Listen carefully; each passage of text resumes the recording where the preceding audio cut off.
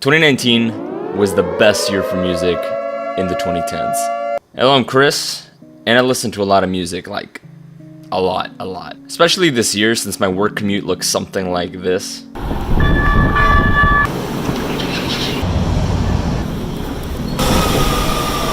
There are 4 hours of the day where I'm stuck in a train or a bus traveling to work, and honestly, it's insane. I don't know why I do it, but that's just life, I guess. And on these 4 hours, I try to use them as best as possible. So I do a lot of reading, I do a lot of podcast listening, and I listen to a lot of albums. I've always been into albums, and now in 2019, it's easier than ever to find albums on social media, aggregators, and charts such as Rate Your Music. It's honestly easier than ever to find good music. But because the sheer insane amount of music that comes out every year, there's a lot of music that tends to kind of slip between the cracks. So that's this video. Great albums that came out in 2019 that you probably might have missed. So let's start off talking about Sombrou Dúvida by Boogarins.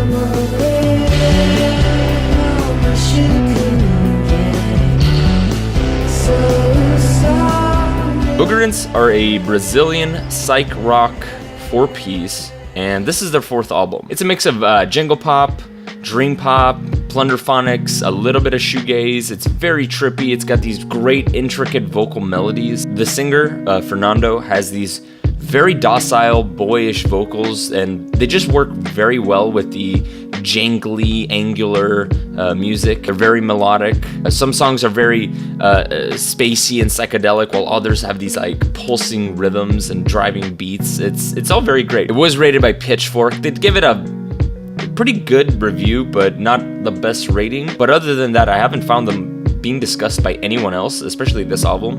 It's pretty great. I highly recommend it. Next up, let's talk about Remixes for You, or RFY, by, let me get this right, Shamana X Amai X Yayai.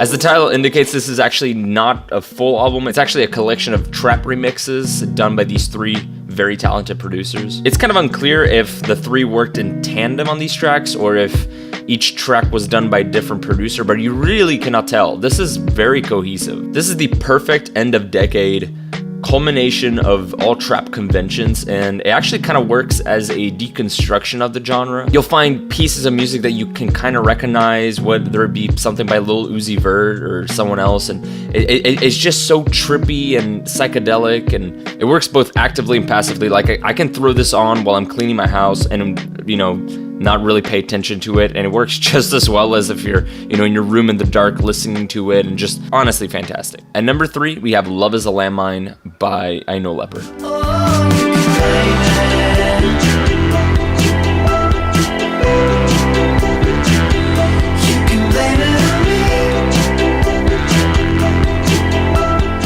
So much fun. So much fun.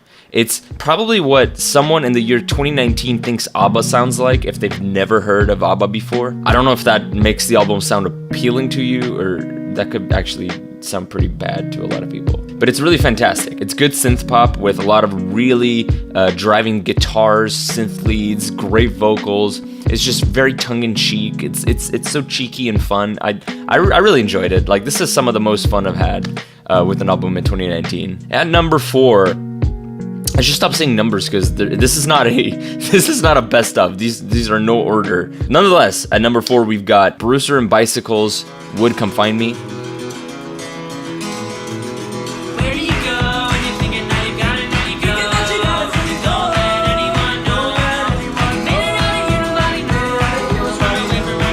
There was probably a time in early 2010 when this album would have probably become like an indie darling, or, you know, it would have been talked about for, you know, quite a while at length. But I have not heard anyone talk about this album at all.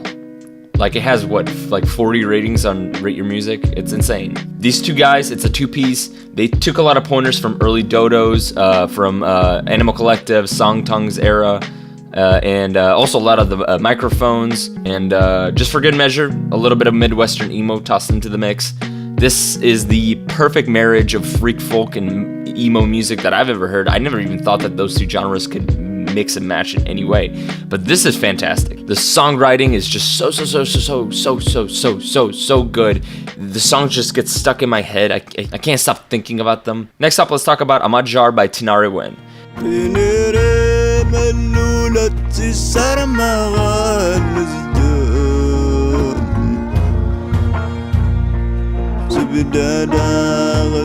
I've been familiar with Tinariwen for a few years now.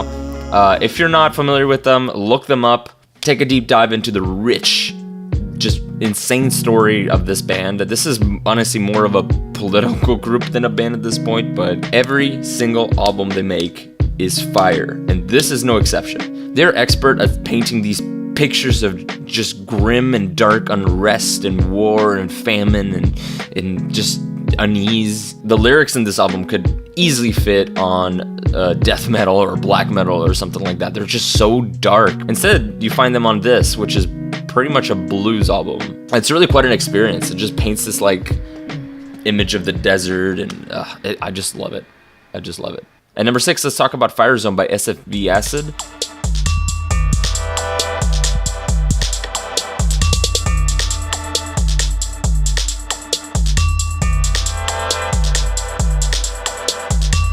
This album kind of follows the trend of SFV Acid's previous work with breakbeat kind of stuff, but it does it in a much more subtle and minimal way.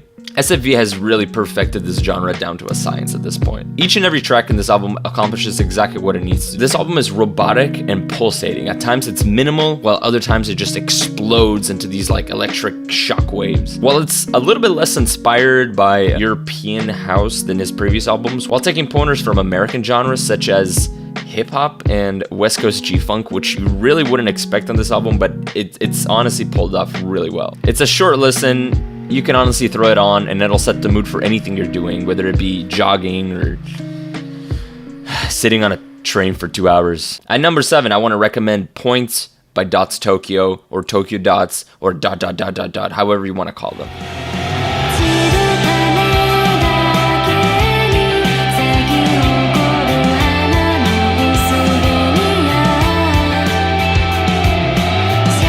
This is a J-pop idol group that specializes in shoegaze and noise pop. Honestly talking, I wasn't very impressed with their first album. I thought it was not quite J-pop, not quite shoegaze, in a way that seemed like it was trying to pander to both groups without mixing the two worlds well.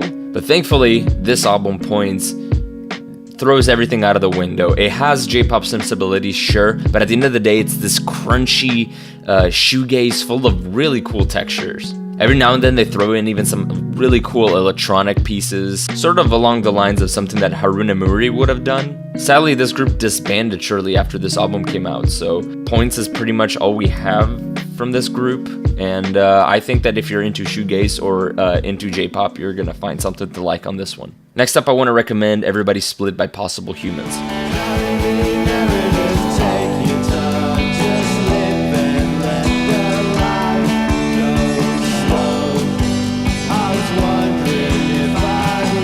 This is by far the most straightforward and the most easy listen out of all the albums that I'm recommending today. It's simple, it's fun, it's this nice jangly indie rock with the you know, that Manchester sound done by, you know, bands like The Clean, that kind of stuff. It also throws in a little bit of lo-fi in the mix. It kind of reminds me of Cleaners from Venus a little bit. But because of its simplicity, this album actually has kind of a timeless feel to it. It feels both very 2019, but also very 2000s and, you know, very 80s. It just embraces a lot of different aesthetics that just work really well for it. I just can't think of a bad time to pop this one on, to be honest. If you're craving some good old-fashioned jangle pop jams, this album is going to be for you. At number 9, quickly, let's talk about the album The Beginning and the End of Serial Killer, which is both the first and the last album by the band Serial Killer.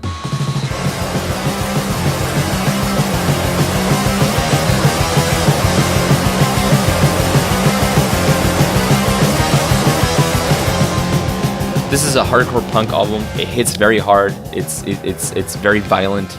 It's very fun. The album is very short, just a little bit over 20 minutes. So I'm just not going to talk a lot about it. It's very fun. It's very violent. It's great.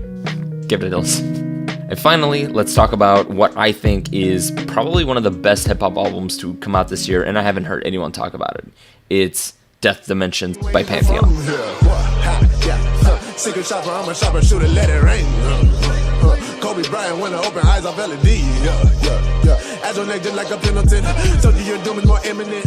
Pantheon is a huge crew, and they're bringing that dirty, dark, gritty Memphis sound, but not in like a Lil Ugly Mane ironic kind of way. This is the real deal. This album is dark, violent, brooding, spooky, all in the best ways, honestly. It's kind of a long one at a little bit over an hour, but if you're a fan of hip-hop, especially if you like Southern hip-hop and that Memphis sound, you really don't want to miss this one. This one's really good. So that's it. Those are 10 albums that I thought people slept on that I really haven't heard any conversation about. And you should let me know in the comments if you have any albums that you think haven't been discussed enough, albums that you really enjoy, whether they be in the English language or whatever. I listen to anything. Please recommend me some music. I have 4 hours a day to fill up.